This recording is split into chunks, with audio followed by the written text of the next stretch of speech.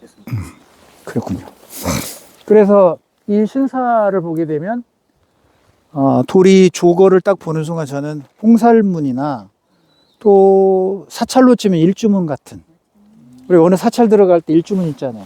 기둥 하나씩만 세워가지고 일자로 만든 그런, 그러니까 도리의 역할은 이 신사의 영역을 표시하면서 뭔가 경계 짓는 그런 역할을 하는 곳이라고 생각하면 돼요. 그리고 이제 뒤에 저 봉납봉헌이라고 하는 한자 보이죠? 화강암석에다 해놓은 저것이 바로 고려견이에요. 고려개, 고구려개라고 하는 겁니다. 그래서 이거를 이제 일본어는 코마이누라고 하는데 이 코마이누가 바로 고려견이에요. 고려견. 그래서 이제 우리말로 해석하면 고구려개 이렇게 이해를 하시면 되는데, 일본인들은 이제 신사참배를 이렇게 하면서 저 고려견이라는 걸 알지만 저게 한반도에서 왔다고 하는 생각을 하는지 어쩐지는 모르겠어요. 일본의 동물은 소가 됐든 말이 됐건 다 한반도에서 유래해 온 겁니다. 도레인들이 넘어올 때 일본의 최초의 말은 아지끼가 2마리를 데리고 오는 거예요. 그래서 암수를 데리고 와서 일본에 이제 말을 전파시키는 역할을 하죠. 그러니까 한반도에서 넘어온, 일본은 호랑이가 없어요. 본래부터 호랑이가 없었던 땅이란 말이에요. 그 호랑이 얘기는 제가 이제 호류지에 가서 다마무시 노주시라는 옥충주자 얘기할 때 다시 좀 설명을 드리도록 하겠습니다.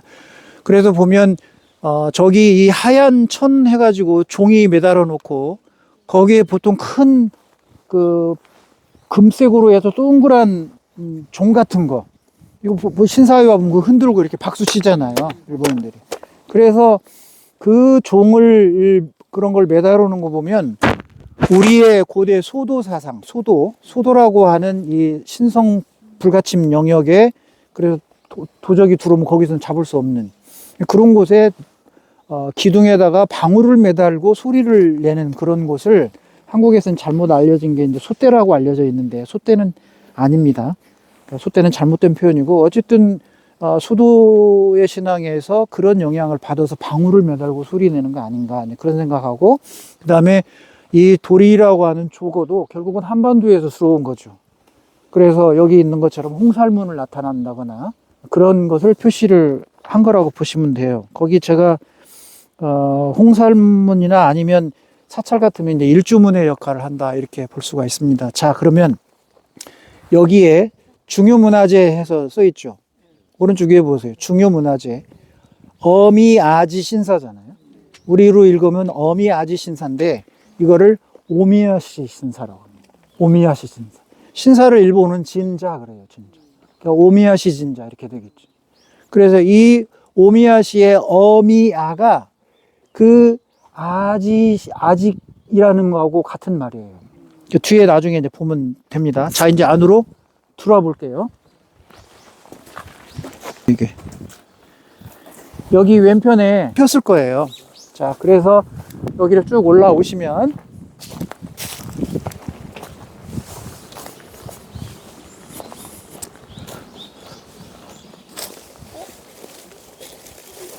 자,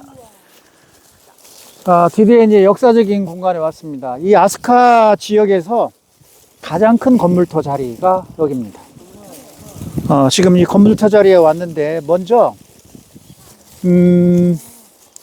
이곳에 오미야시 신사가 있는데 7세기 중후반, 그러니까 600년대 중후반이니까 백제가 멸망하기 전입니다. 600 중후반이라면 640에서 60년 이 정도 되겠죠. 백제 멸망은 660년이니까 7세기 중후반으로 보는 백제식 사찰터예요, 여기가. 그런데 제가 서 있는 이게 뭐예요? 주추죠. 어마어마하게 큰 주추가 있잖아요. 저기도 주추 보이네요. 저기 나무 밑에도 주추가 보이고, 저기도 주추 보이죠. 그래서 어떤 정형화된 틀로 되는 건 저거 보세요. 저거는 정형화된 틀이죠. 동그랗게 돼 있는 거.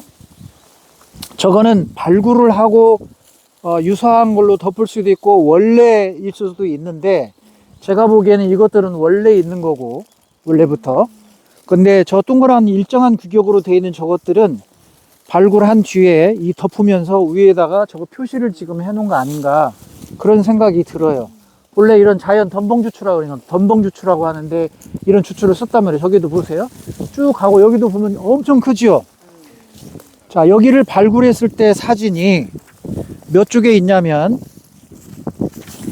히노쿠마사라고 하는 사찰터의 81쪽 한번 보세요. 이제 81쪽을 보시면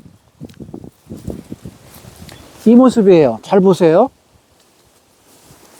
이게 이 사찰터 발굴했던 모습입니다. 그러면 요 지금 와적기단 보이죠? 제가 와적기단은 메이드 인 부여라고 그랬어요. 메이드 인 부여, 사비부여예요. 메이드. 공주에서도 이런 게 안 나타나요. 한성에도 안 나타나고. 그러면 한성백제, 그 다음에 웅진백제, 사비백제는 원래 남부여라고 했는데 그 남부여에 사찰터가 엄청나요. 본래 이제 소수림왕 때 불교가 들어와서 한성에도 사찰이 세웠다는 기록은 있어요. 삼국사에 이름은 없지만 사찰 이름은. 그런데 웅진백제에 오면 대통사라는 사찰이 있다고 기록을 해놨어요. 이름이 대통사. 그래서 공주에 있는 공산성에서 대통사라는 기와편을 찾아냈어요. 그러면 웅진백제에서는 사찰이 딱 하나 등장합니다. 우리 삼국사기에 대통사. 그런데 이제 성황이 538년에 아버지 무령왕 524년 돌아가시는데 장례 치르고 난 다음에 한 10여 년 웅진에서 있다가 새로운 백제를 꿈꾸면서 어디로? 사비, 지금의 부여로 이제 천도를 할 생각을 한단 말이에요. 그래서 538년에 부여로 천도해요. 이때 성황이 일본에 불교를 전래해 줍니다. 그러니까 불교의 일본의 공식적인 전래는 538년 아니면 552년 둘 중에 하나인데 어쨌든 554년까지 성황이 즉위했기 때문에 일본의 불교 전래는 성황이에요. 그런데 지금 많은 일본에서는 538년으로 지금 인식을 합니다. 그 538년 불교가 들어온 뒤에 587년에 이 아스카 지역에서는 대사건이 벌어집니다. 바로 이 백제계 도레인들 간에 종교를 두고 벌이는 전쟁이 벌어져요. 내전이. 그래서 숭불파와 배불파. 그 숭불파가 바로 이 소가노 우마쿠라고 하는 세력과 그거를 막는 배불파, 모노노베시라고 하는 이 두 개 다 백제계들입니다. 그래서 두 세력 다툼이 벌어지면서 숭불파가 이기죠. 그래서 587년에 백제에 사찰을 요청합니다. 지어달라. 그래서 587년에 발언을 하고 588년에 대거 모든 기술자들을 총동원해서 아스카로 옵니다. 그게 오늘 이따가 갈 아스카사예요. 그게 588년에 시작을 해서 596년에 완공을 합니다. 이 일본 땅이라고 한 거대한 땅덩어리에 최초로 기와지붕이 생기는 데가 아스카입니다. 최초로 주출을 올린 게 아스카예요. 제가 얘기했죠.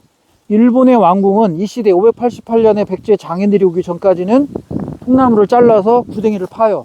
구덩이 심고 올린 뒤에 위에는 판으로 덮는 거예요. 이거를 판계궁이라고 그래요. 판으로 덮었다 그 말이에요. 그러니까 588년에서 596년 이 아스카사가 일본 역사 최초로 백제의 기술자들이 와서 보니까 막 우리는 판때기로 덮었는데 궁궐을 기둥 주추도 안 놓고 기둥 놓을 필요가 없지. 무겁지가 않으니까 구덩이 파서 심고. 그러니까 여기가 궁궐터가 10여 개가 있습니다. 이 아스카 땅에 10여 개의 궁궐터가 있단 말이에요. 다 이제 그런 식이 그죠. 그런데 느닷없이 선진 백제가 와가지고 이렇게 주추를 세우고 기둥을 세운 뒤에 의리의리하게 기와를 막 굽고 기와 장인들 오고 철 다루는 장인 오고 화공 오고 불상 제작 도리불사 들어오고 이런 모든 총체적인 사람들이 588년에 왔어요. 삼국사에는 없습니다. 일본 서기에 들어있는 거예요. 일본 서기에 그 이름까지 전부 다 와박사, 그 다음에 이 철 다루는 박사, 그 다음 화공, 그 다음에 스님, 해총 스님부터 해서 여기에 파견됐던 그 많은 사람들이 다 등장합니다. 일본 서기에. 그러니 이 일본 역사의 1, 2층에 해당되는 아스카 나라 지역에 이 대단한 일본 열도에 처음으로 기와지붕이 588년에 세워졌다는 걸 생각하면 일본의 고대 문화 수준이 어떤지를 알 수 있다 그런 얘기. 그래서 제가 이걸 기준점으로 삼는 거예요. 자, 그래서 여기 이 히노쿠마는 7세기 중후반이니까 600년대 이후란 말이에요. 그러면 여기가 히노쿠마라고 하는 회외라고 하는 곳이 여기가 백제인들 거주 지역입니다. 다. 이 주변 여기가 제일 높아요. 언덕으로. 그리고 이쪽으로도 낮고 이 아래도 낮아요. 그리고 조그마한 강들이 가는 곳이에요. 그래서 여기에는 본래부터 백제인들이 475년에 아스카, 가까운 아스카에 살던 백제인들이 여기로 이제 새로운 땅을 찾아서 넘어왔어요. 그래서 편안한 땅 안숙이라 했고, 명일향이라고 했고, 비조, 새로운 새가 날아가는 새 땅이다. 새 날개 새 땅, 비조라고 했고, 이곳에 천황들의 무덤이 많아요. 그리고 고구려의 고분벽화가 그려져 있는 기토라 고분과 다카마스 고분이 여기에 있어요. 그러니까 이 중심지가 뭘 의미하는지 알겠죠. 그래서 먼저 신사가 세워졌어요. 백제 도래인 아지사주를 모시는 신사가 요거예요.